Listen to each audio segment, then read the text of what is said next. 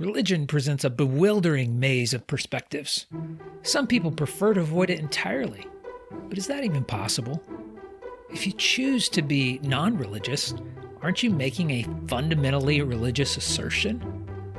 And then doesn't that choice lead you to a certain set of coordinates in how you answer life's ultimate questions? So that's where we begin to map out the spiritual landscape by asking, is there something more? And by hearing from two people who say, no. I'm Brian Craddock, and this is Finding Your Way in the Religious Maze. Let me explain how I approach the maze. I love libraries. I love the quiet atmosphere and even the smell of old books. In fact, some of the biggest decisions I've ever made tie back to one particular library on the campus of the University of Southern California. The Edward L. Doheny Jr. Memorial Library is spectacular. It was completed in 1932 with $1 million donation from a wealthy oil tycoon whose 35-year-old son, a USC alumnus, had been murdered. The campus is in South Central Los Angeles, but according to the library's website, the architect said the walls of pale Roman brick with cream-colored limestone trim enlivened with colored marbles are suggestive of the Romanesque styles of northern Italy.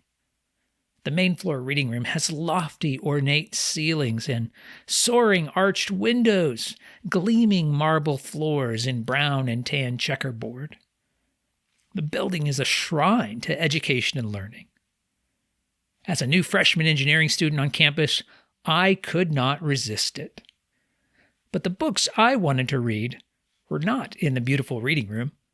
I had been a Christian for less than 2 years, and I wanted to learn more about the Bible and theology. I wanted to use books like Strong's Exhaustive Concordance, a 1,700-page book that catalogs every word used in the King James Version of the Bible and links it to a numbered list of original Hebrew and Greek words. It's a tool that helps you study word meanings and trace themes through the Bible. I have a copy now, but it's much easier to use a computer. How do you find a book like that in such a massive liberal arts collection of books? Well, of course, the librarians use a catalog with a reference system. Back then, it was the physical card catalog. And this concordance was in the stacks, level 9. That's a sublevel, 9 floors underground, accessed by dimly lit stairs or an old rickety elevator. It was in category BS. That's for biblical studies, which was against the far wall. It was in section 425 with other linguistic Bible study tools on the bottom shelf, organized alphabetically by the author's last name. I had to confirm a few of those details, but I still have vivid memories of my time there. It was where I wrestled with the decision to give up my engineering scholarship and transfer to a Christian college to study theology.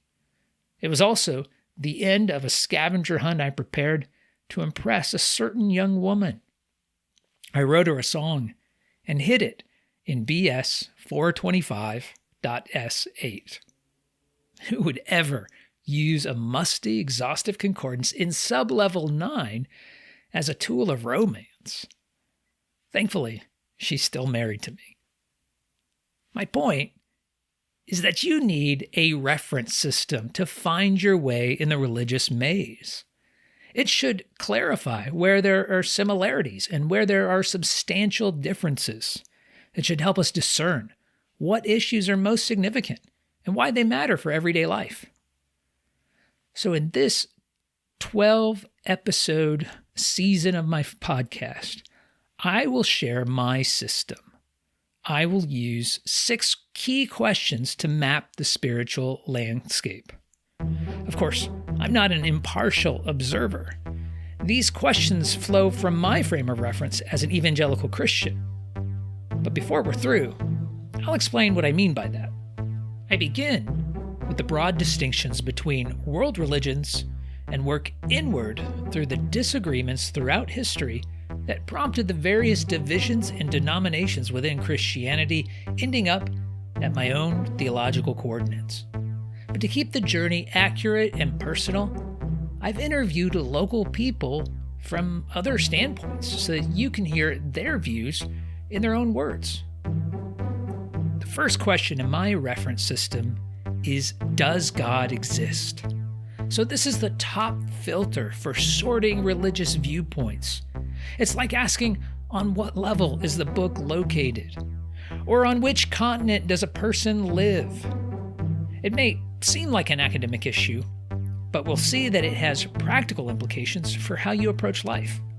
So we begin mapping out the maze by looking at 3 responses. We'll hear from an atheist, a Buddhist, and I'll share my own response as a Christian.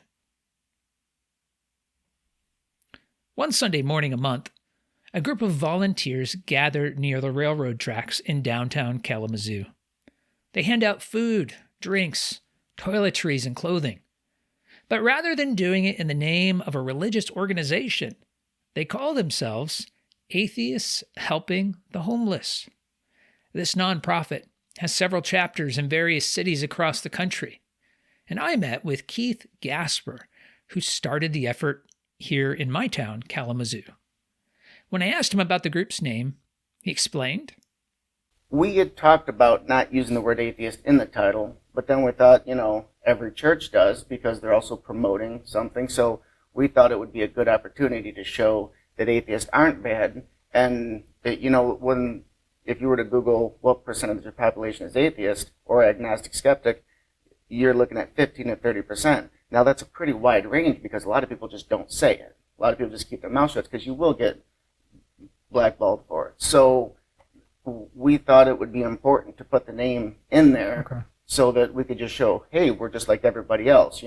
If you were to ask 10 questions about any standard issue, we fall in the same line as everybody else. We celebrate the same holidays. We don't have any different traditions, really. And, so it was more to try to normalize something that people can sometimes find abrasive. That percentage that Keith mentioned are people who say that they have no religious affiliation. A 2014 survey conducted by NORC at the University of Chicago placed that number at 21%. But a report on the study explains, quote, preferring no religion is not atheism, which is still very rare. In 2014, just 3% of Americans said they did not believe in God, unquote. So I asked Keith why he labels himself an atheist. He told me.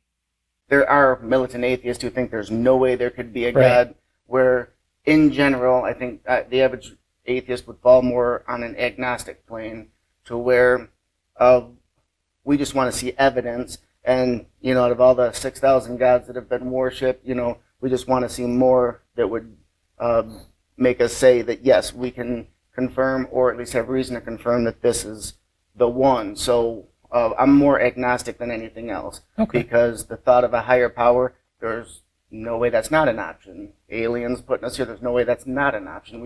We don't know. So we're at a very neutral point. Those militant atheists typically come from the elite world of academia, places with Romanesque-styled libraries. Keith is not a scholar. He works in construction, but he still bases his worldview on the scientific method. He's looking for empirical data to show whether there's something more. That way of thinking can be traced back to Aristotle in the 4th century BC. But it really began to take hold of Western society during the age of the Enlightenment in the 17th and 18th centuries.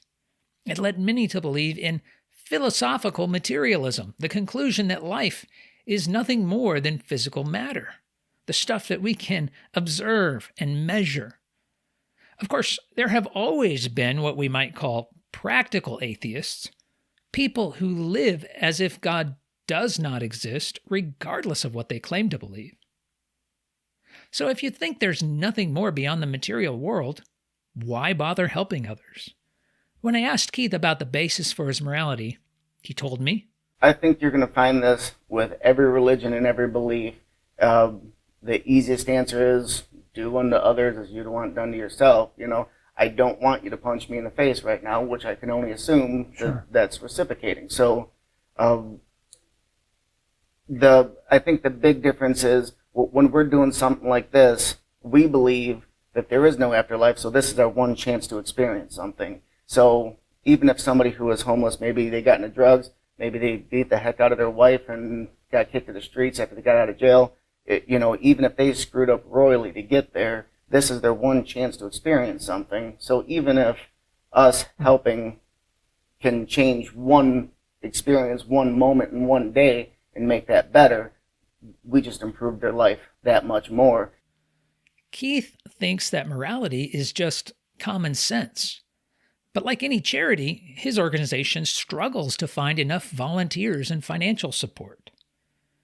Science suggests that we'll continue to evolve for the better through the progress of knowledge and technology, salvation through education. It holds out the hope of minimizing suffering and holding off death. But could it ever overcome people's selfishness? Will human progress ever bring an end to conflict, suffering, and death? Keith was honest about these struggles. He told me. There's things that you do lose. When grandma dies and there's that comfort of seeing her again, that gets kind of depressing at first. Like if somebody starts to realize that they don't feel like they believe, that depression is pretty common just because you do lose a lot of emotional crutches. So you kind of have to look at everything from a different angle and retrain your brain. It was kind of a long road, and it's not uncommon for people to struggle. I wonder if Edward L. Doheny Sr. was trying to overcome that same struggle after the tragedy of losing his son. His donation enabled USC to build a temple of human learning and progress. I don't know what his personal beliefs were, but from an atheist perspective, he achieved the best possible good deed. Is that the best one can hope for? As we move on to another part of the maze, we hear from someone who answers our question in the same way, but heads in a different direction. Though not common in the United States, a 2015 study from the Pew Research Center claimed that roughly 7% of the world's population are Buddhists. That's around 1 in every 14 people in the world. Most of them live in East and South Asia. They account for 93% of the population in Thailand, 35% in Japan, and 18% in China. So to meet a Buddhist, I headed east, but not that far east. I found the SukokoJi Buddhist monastery nearby in Battle Creek, Michigan. A monk named Chiezan Tomczyk recounts how the organization came into existence. So my teacher, the abbot here, is named SukokoJi. He was born and raised in Battle Creek. And in the early 1970s, he was introduced to the teachings of a Tibetan master. So as you know, there was the communist invasion of Tibet in the late 50s, and there was a huge diaspora. The monks, the citizens had to leave, and Trungpa Rinpoche somehow found his way to the United States and started teaching here. So SukokoJi met Chogyam Trungpa Rinpoche in 1973 and really began practicing pretty intensively and went to seminary in 1980. And then Trungpa died young at 47. And that was in 1987. And then SukokoJi met his Zen master from Japan, Kobun Chino Roshi. So he'd been studying for decades. And it kind of started out as just a small study group here in town. He started in the 70s, people getting together, practicing meditation, reading about meditation and Buddhism. And kind of fast forward, I graduated college in 2012, and I had met SukokoJi a few years beforehand. And I said, I'm looking at, moving somewhere for a year to practice meditation before graduate school. I was planning on, going forward with a master's degree in geomorphology. And he said, well, why don't you move to Battle Creek? And I said, well, do you have a program? He said, no, but we could create one. So I was like, interesting. The other options were to move across the country, across the world. So I moved here in 2012, and under his guidance, started practicing meditation 6.5 hours a day. And very slowly it began to build. And right now we're at about 10 full-time residents. Siddhartha Gautama is thought to have been born around 563 BC. His father was a chieftain who reigned over a small district on the Indian slope of the Himalayas in a region that borders India and Nepal. He was born into the Brahmin religion, a precursor to modern Hinduism. His father kept him isolated from the world to protect him from seeing evil or suffering. But when he realized what the world was like, he was so disturbed that he left his family to seek answers through extreme asceticism, regularly depriving himself of food, sleep, and shelter over a period of 6 or 7 years. But he came to see that that was no better than his previous life of pleasure and luxury. So he came to seek what he called the middle way, until he finally experienced enlightenment. And so the title Buddha means enlightened one. So how do Buddhists relate to the Buddha? Chiezan explains. The Buddha was not a god, not to be worshipped. He's not divine. He just represents, he saw something about his mind. He taught it to others, and somehow 2,500 years later, people are still trying to see what that is. So it's very much about looking closely at everything for oneself, to look very closely, but you also kind of have to look out for those tricks of ego. You know, like you can't just look at it out of your bias and your opinions and your prejudice, but to actually see the total package, not just what you're looking at, but who it is you think is looking, and that the whole space really is to be investigated. So Buddhism is an Eastern version of atheism. Its teaching is often summarized in what are called the Four Noble Truths. First, life consists of suffering. Second, everything is impermanent and ever-changing. We suffer because we desire things that are impermanent. Third, the way to liberate oneself from suffering is by eliminating all desire. Fourth, desire can be eliminated by following the Eightfold Path: right understanding, right thought, right speech, right action, right livelihood, right effort, right awareness, and right meditation. Chiezan summed up many of these ideas when I asked him about the basic problem that we face in life. In Buddhism, the underlying problem is a belief in the solid self, that we function out of hope and fear, this constant struggle and warfare, hope and fear, hope and fear, hope and fear. And it is so suffocating. There's no room to breathe, there's no space, there's no ability to function. I think that the solution is variable, and it's really something I try to be very careful about. Buddhism's not a religion that proselytizes. So I know for me, meditation practice seems to help me get to the root of that so that I can live a kinder life. Secular atheism pursues knowledge to overcome suffering and death. It's propelled by hope and fear.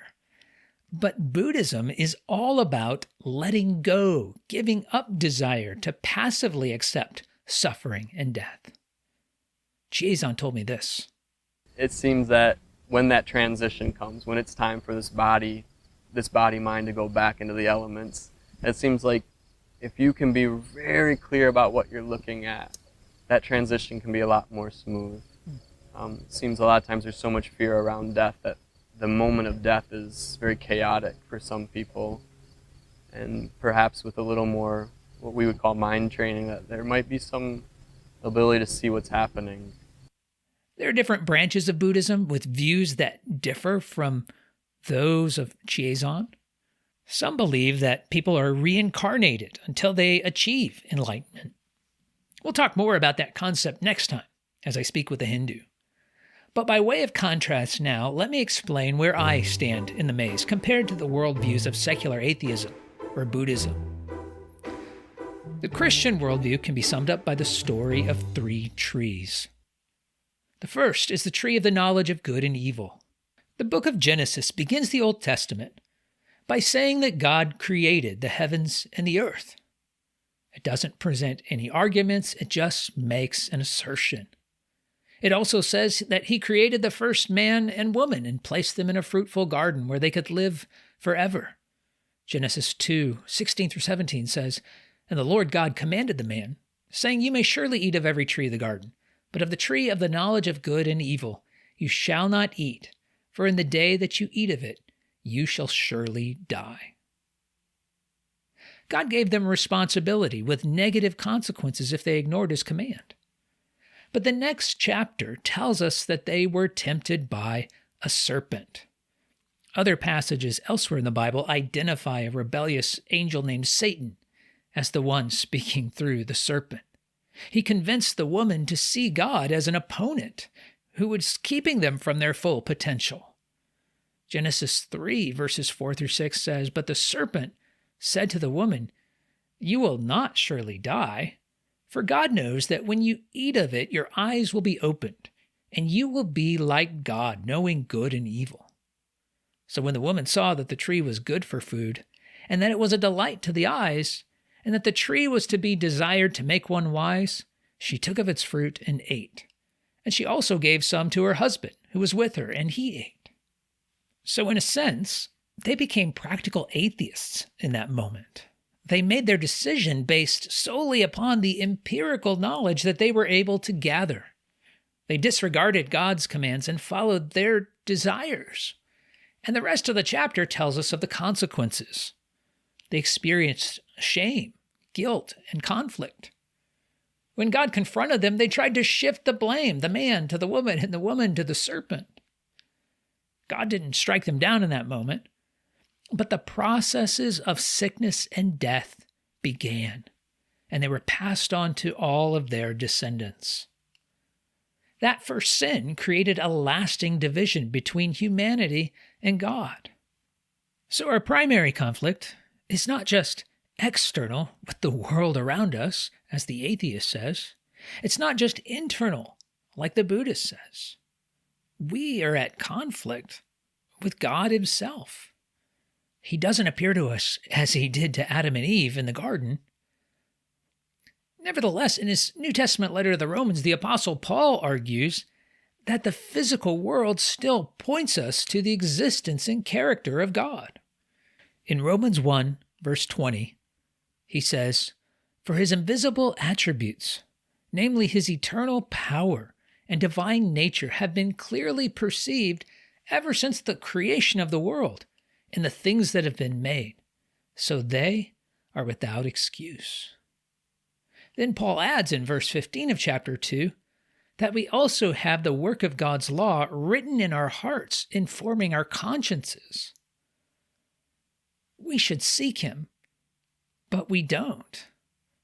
Instead, we keep looking for ways to overcome suffering and sin on our own. But God has provided a solution for us in a second tree. It's the cross of Jesus. We need a way to be cleansed of our sins and reconciled with God, and so he entered our world, resisted sin, taught truth, experienced suffering and death, and rose from the dead. I'll say more about all these concepts as we continue this season of my podcast. For now, let me quote these prophetic words from verses 4 and 5 of the 53rd chapter of Isaiah. The prophet looked ahead and said, "Surely he has borne our griefs and carried our sorrows, yet we esteemed him stricken, smitten by God, and afflicted. But he was pierced for our transgressions, he was crushed for our iniquities. Upon him was the chastisement that brought us peace, and with his wounds we are healed." I believe that Jesus fulfilled that prophecy.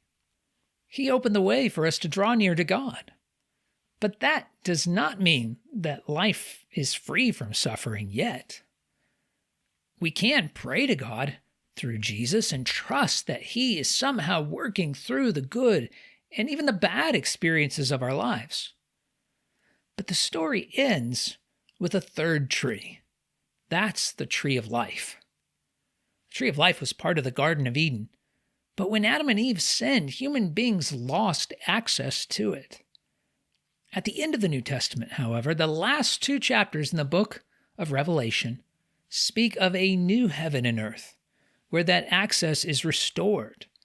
Those who have been reconciled with God will live forever in his presence. Revelation 21:4 says, "He will wipe away every tear from their eyes, and death shall be no more. Neither shall there be mourning, nor crying, nor pain any more, for the former things have passed away." So is there something more? Does God exist? It's not an academic issue. It has practical implications for how you handle suffering. Where are you in the maze? Do you need to move in a new direction? Are you ready to start believing in God? If you want to learn more about the Christian response, I would direct you back to the passages we've considered today, particularly Romans 1 and 2. If you're already a Christian, do you need to renew your trust in God's sovereignty? You might find my recent series in the Old Testament Psalms helpful. It's called How to Pray in Hard Times, and you can download the complete ebook for free from my website, religiousmaze.org. Or perhaps this discussion would be a good springboard to start a respectful conversation with a friend. Ask them about their view of God. Listen to what they have to say. Try to understand where they stand in the maze. If it would be helpful, please share this podcast with them. May God grant us wisdom and understanding.